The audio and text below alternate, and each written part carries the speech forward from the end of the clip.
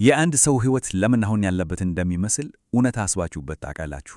መልሱ እኮ ከምናስበው በላይ በጣም ቀላል ሊሆን ይችላል። ዛሬ አብረን የምንመረመረው ነገር ቢኖር ሕይወትን በንቃት ለመቅረጽ የሚረዱ ሁለት መሠረታዊ መርሆቹ ነው።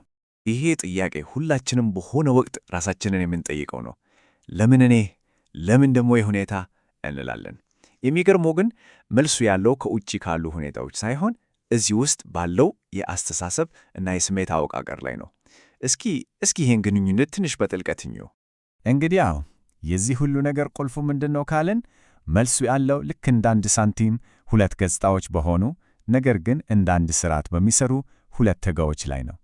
አያችሁ፣ አንዱ ከሌላው ተለይቶ በጭራሽ ሊታይ አይችልም። ሁለቱም በአንድነት ነው የእኛን እውነታ የሚፈጥሩት።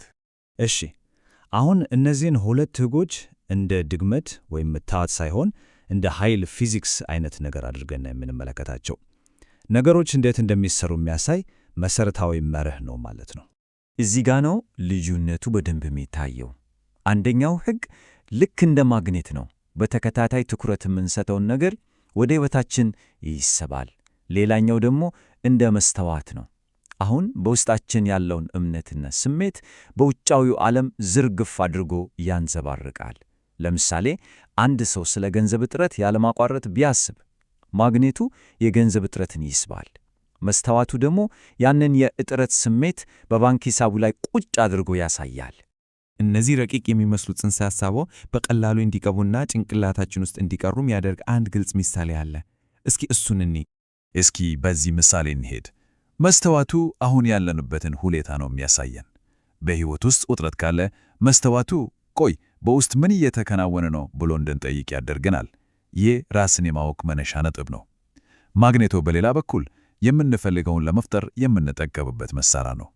ትኩረታችንን ከችግሩ ላይ አንስተን ወደምንፈልገው መፍትሄ ወይም ውጤት ላይ ስናደርግ ማግኔቱ ያንን አዲስ እውነታ ወደ እኛ መጎተት ይጀምራል ማለት ነው። ይህ ጥቅስ በጣም ነው ወደው። የውስጥ ዓለሞ የማሰራጫ ጣቢያ ነው፣ የውጭው ዓለሞ ደግሞ ተቀባይ እና ማሳያ ነው ይላል። ምን ማለት ነው? በቀላሉ የምናስበውና የሚሰማን ስሜት ልክ እንደ ሬዲዮ ሞገድ ነው። ያንን ሞገድ ወደ ህዋ ስልክ ሕይወት ያንን ሞገድ ተቀብላ ልክ ተመሳሳይ አይነት ዝግጅት ታሳየናለች። እሺ በቃ ይሄን ያህል ንድፈ ሐሳብ ከበቃን፣ አሁን ደግሞ በቀጥታ ወደ ተግባር እንግባ። እነዚህን መርሆች እንዴት በተግባር ላይ እናውላቸዋለን? እንግዲህ ይሄ የ5 ደረጃ ሂደት ሁለቱንም ሕጎች በአግባቡ ሥራ ላይ ለማዋል ይረዳል። አንደኛ ደረጃ መስተዋቱ ጋር መጀመር፣ ማለትም አሁን ያለውን ሕይወት ያለ ፍርድ ዝም ብሎ መመልከት። ሁለተኛ ስሜትን ማስተካከል፣ ከፍርሃትና ከጭንቀት ወጥቶ ወደ ተስፋና ምስጋና መሸጋገር ማለት ነው። ሦስተኛ ማግኔቱን ሆን ብሎ መምራት፣ ምን እንደሚፈለግ በግልጽ መወሰን። አራተኛ የሚፈለገው ነገር የተሳካ ያህል አሁኑን መሰማት፣ ስሜት የዚህ ሁሉ ሞተር ነው።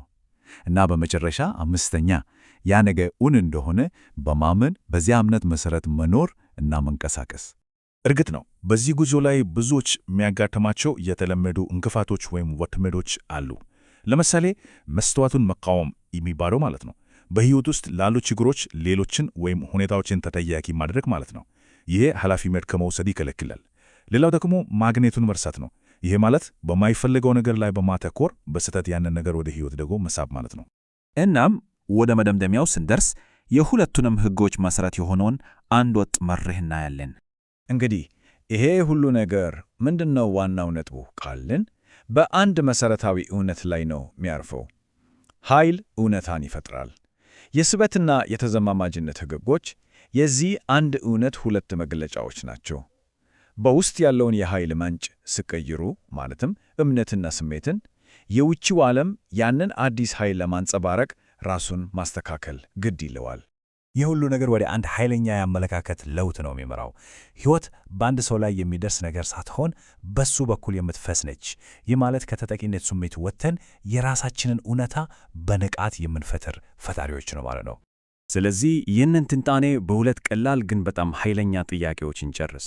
ዛሬውኑ ራስን መጠየቅ ያለበት ጥያቄ፣ አንደኛ አሁን በሕይወቴ የማየውን ነጸብራቅ ከየትኛው እምነቴ የመነጨ ነው? ሁለተኛ በመትኩስ ምን አይነት ስሜት እንዲሰማኝ ይመርጣለሁ? መልሶቹ የለውጡ መነሻ ይሆናሉ።